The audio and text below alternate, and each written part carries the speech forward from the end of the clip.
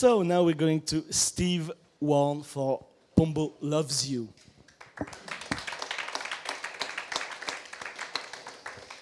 So National National Film Television in School. Yeah. Yeah.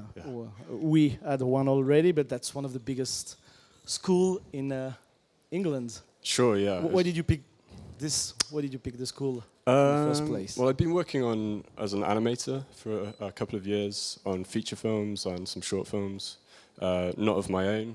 And I really wanted to get into directing and writing. But the school itself is set up quite nicely because you get to work with different departments. So you get a cinematographer, you get an editor, a sound designer. So it's kind of like a mini studio. So it affords you the opportunity to make a film which is a little bit more ambitious than it might be if I was in a room on my own. And it also allowed me to kind of really learn the directing side of things, so to articulate my ideas to someone else rather than just do it myself. So you have like a lot of screenplays, courses and everything like that, because every time we saw a national film, an FTS movie, it's really this nice story and well done.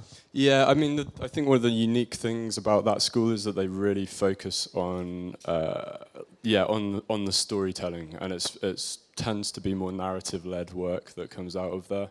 And there's a big development process before you even get into the studio and start animating as well. So I think there is a certain kind of film that generally comes out of the school, but there's freedoms within that to experiment and do something different. But I think I went there knowing that, and knowing that was the kind of film that I wanted to make, rather than maybe something that I could do on my own in a room, which is great too. But there's something special about that opportunity. What was first for this film? It was a father-son film, or this film about this guy losing, touch from the reality? Sorry, it's actually a daughter. It looks like a lot like a boy, and you're not the first to to think that. Which I can talk about as well. But the story, I think it was such an organic writing process. I worked with a writer called Josh Blayberg, who was also studying at the school, and we just spent a lot of time just chatting about certain themes and certain interests, and kind of like memories we both had from our childhood of certain like TV shows and things. But to be honest, it was like a big pot of ideas, and the story itself, it wasn't like one of those one-line ideas that came out all of a sudden. It was a very, very organic, kind of natural sculptural process, and we arrived where we did because of that, I think. So that's why you take time. I mean, it's a film that really takes time, to enter this madness. I don't know if it's a madness, but this craziness of the guy, of this father. So it took time in terms of the duration of the film. Yeah, you take your time. You don't go, the craziness is coming slowly into the film. I mean, I kind of like the idea that this memory kind of unravels and kind of comes back to haunt him in sort of a creeping way, rather than. I mean, there is a certain moment where it's a sudden jump and it becomes a bit faster paced, but. Yes, I think it was important to sort of set up the human relationship between him and his daughter as quite a normal relationship. Well, there's a certain distance between them, but it was important to set up a sort of mundane, domestic kind of environment before we brought in all that kind of crazy UV, stuff from his past. There's a contrast, and also just to hopefully keep a human, emotional element to it all. Yeah, that's it's working really well, because at one point we almost forget that it's a superhero, TV, and he's living in his fantasy world. I mean, not fantasy world, and it's really the both of them. It's the relationship between the both of them that's really important.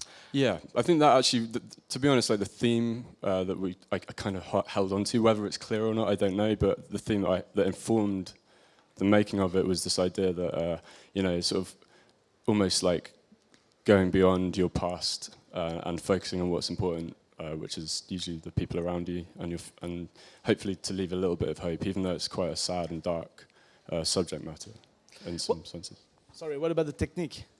Yeah, well, it's kind of a traditional stop-motion puppet film, but I tried to incorporate kind of new or different elements. We used a lot of rear projection rather than green screen. I'd worked on a bunch of stop motion films, feature films and things where you kind of end up just animating against green screen, and it can be very uninspiring to work on that all day, every day. So it was really important to actually, for me, to make the environment I was animating in feel as real as possible. So we went out and shot a lot of the car sequences with live action, and then it was just projected frame by frame behind the set, which allowed us to, use some of that as a kind of lighting and atmosphere effect as well. Did you have a lot of live action influences, like films or? Absolutely, yeah. I think something about being at the film school as well, you're fed a lot of cinema rather than specifically animation, and it was important for me anyway. I'm kind of moving in my interest more towards that sort of cinematic stuff anyway. So people like Paul Thomas Anderson, I know it's not necessarily present in the film, but people like Paul Thomas Anderson, Wes Anderson, Roy Anderson, Will Anderson, all the Andersons, basically. Okay, that's... so now you're moving more, like you said, you would like to do live action, because you can feel that, I mean, in a film. Yeah, I'd love to. It's not... I haven't done much live action before, but I think... I've been animating for a long time as a hobby and then professionally, so that's really what I know and love. But now I've kind of got a taste for telling stories, and I kind of like the idea of doing something in a more immediate way with actors and things. But I'm certainly not going to move away from animation for good. I'm very keen to stay and continue working in animation as well. The problem we have when we look at all the school, and especially in FTS and LCA in England, there is so much talent in there, and you have like a lot of films going on in all the festivals in the world, and then, well, when you look at the competition short film, well, there's not anymore. Well, not a lot of left, because there is no more funding, in England. This is the problem. This is the big problem, and I think right now I'm kind of trying to figure out how to navigate, how to make more short film beyond this one, and that was another reason to go to the school for me, because I wasn't really very clued up about getting an ambitious project off the ground with funding. So it was a good place to kind of just make something, with that kind of ambition. But yeah, maybe co-productions in Europe are the way forward, or Kickstarter, those kind of things. But I'm going to spend the next few months kind of navigating that and figuring out. And people doing studios and things like that. It's Parabella, I guess, no? From Mikey Please. Yeah. I know those guys. I've worked with them. I think there's a few British kind of independent animators, and they tend to be the kinds of animators that are able to make something out of nothing in a room without a lot of resource, and very innovative and very inventive with the medium. So I think that's if you can go down that line, then it can work very well. But to maybe make something with a bigger team, it could take some time to get the money together. But because that's why also you have the best commercial in the world. I mean, if you look, the creativity and commercial are coming from England. It's true, yeah. Because a lot of you actually going out from school has to go to a commercial. Yeah, there's a lot of, undoubtedly there's a lot of talent coming through the schools, like RCA especially, and NFTS and other schools. But it's interesting because I've kind of been more involved in narrative feature film work before going to the school, so that's kind of my natural habitat, and I'm hoping to somehow stay in that world. But commercials I'd like to do as well. You'd rather tell stories and...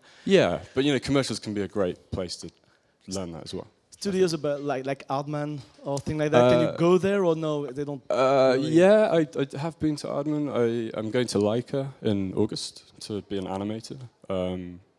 So I'll go and work for them for a while. And on a feature film? On their next movie that's coming out next year. Wow. So I'll see how that goes as well. But I kind of want to go between animating and developing new projects as well. I hope you'll stay in short film. Yeah, that'd be great. Thank you very much. Thank you.